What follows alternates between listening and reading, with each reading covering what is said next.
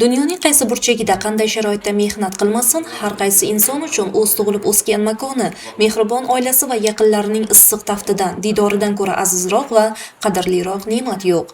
Mehnat faoliyatini xorijiy davlatlarda olib borib, turli sinovlarni yengib o'tgan, katta hayotiy tajriba orttirgan va nihoyat sog'-omon o'z yurtiga qaytgan yurtdoshlarimiz uchun bugungi kunda davlat miqyosida va keng jamoatchilik tomonidan yaratilayotgan munosib shart-sharoitlar ularning ertangi kunga, kelajakka bo'lgan umid va ishonchini yanada mustahkamlamoqda.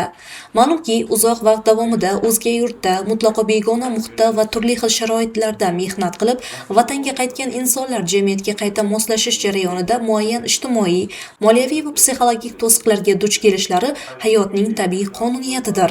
Aynan mana shunday muhim o'tish davri va dolzarb pallada ularni yolg'iz qoldirmaslik, muammolari bilan yakkama-yakka tashlab qo'ymaslik, aksincha ularga har tomonlama moddiy va ma'naviy ko'mak berish, zamonaviy kasb-hunar sirlarini o'rgatish orqali jamiyatning faol va to'laqonli a'zosiga aylantirish maqsadida butun yurtimiz bo'ylab qator xayrli va amaliy tashabbuslar amalga oshirilmoqda. Ana shunday ezgu maqsadlarni o'zida mujassam etgan muhim tadbirlarning navbatdagisi Nukus shahrida ham o'tkazildi. Senim axborot resurs markazining Vatan bag'rida migrantlar reintegratsiyasiga ko'mak nomli grant loyihasi doirasidagi mazkur amaliy seminar 3-sonli texnikum binosida o'tkazildi. Ushbu amaliy seminarning asosiy maqsadi eng avvalo uzoq vaqt xorijda mehnat qilib, o'z oilasi bag'riga qaytib kelgan fuqarolarni bugungi kundagi shiddat bilan yangilanayotgan va rivojlanayotgan jamiyat hayotiga tezkorlik bilan moslashtirishdan iboratdir. Shuningdek, ularning ijtimoiy, madaniy va iqtisodiy faolligini sezilarli darajada oshirish, shu bilan birga ularning zamonaviy mehnat bozorining raqobatbardosh talablariga to'liq javob bera oladigan yangi kasbiy ko'nikmalarni shakllantirishga ko'maklashish loyihaning bosh g'oyasi etib belgilangan.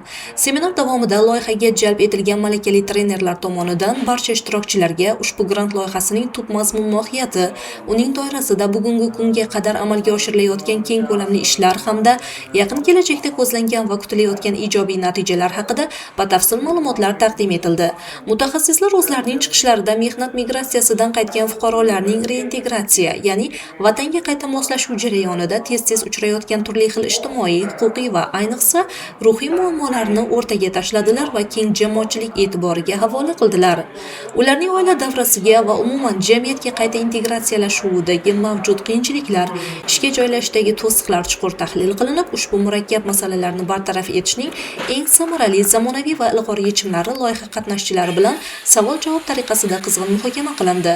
Tadbir davomida tikuvchilik, IT texnologiyalari va elektr ta'miri sohalarida chuqurlashtirilgan tarzda tahsil olayotgan umidli yigit-qizlarning faol ishtirok etganligi seminarning yanada jonli, ko'tarinki ruhda va qiziqarli bahs-munozaralarga boy tarzda o'tishini ta'minlab berdi.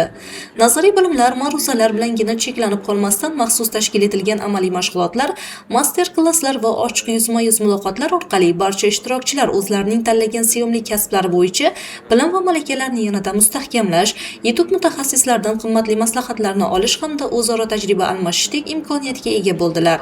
Seminar yakunida unda faol qatnashgan, o'z bilim va salohiyatini namoyon eta olgan barcha ishtirokchilarga tashkilotchilar tomonidan tegishli bilim va malakaga ega bo'lganligini tasdiqlovchi maxsus sertifikatlar tantanali ravishda topshirildi. Jamiyat tomonidan ko'rsatilayotgan bunday yuksak e'tibor va rag'bat esa hech shubhasiz ishtirokchilarning o'z kuchiga, ertangi kuniga bo'lgan qat'iy ishonchini yanada oshirishga xizmat qiladi. Mazkur grant loyihasi O'zbekiston Respublikasi Oliy Majlisi huzuridagi Jamoat fondining moliyaviy ko'magi asosida hayotga izchil tatbiq etilmoqda.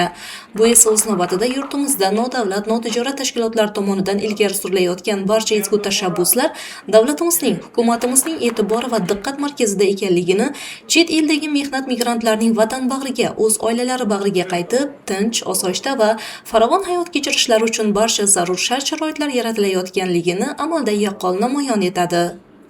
Senim o'rayi tarafidan O'zbekiston Respublikasi Oliy Majlisi janridagi jamiyatlik fondi qarjilantiruvunda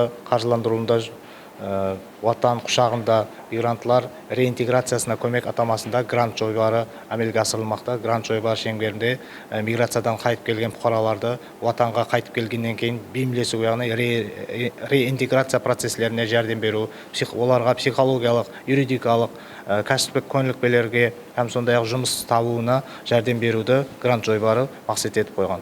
Mineki bugun Nukus қаласында 3-sonli texnikumda şu seminar şu meseleler ham bu seminarda şu жерде ta'lim alib отырған оқушылармен біргелікте грант жойбарының мазмұн мәнісі түсіндірілді. Грант жойбары шеңберінде әмелге асырылып жатқан іс-харекетлер һәм сондай-ақ басқа да жобалар хақында мағлұмат берілді. Сондай-ақ бүгінгі семинарға қатынасушыларға болса грант жойбарының шеңберіндегі сертификатлар тапсырылды.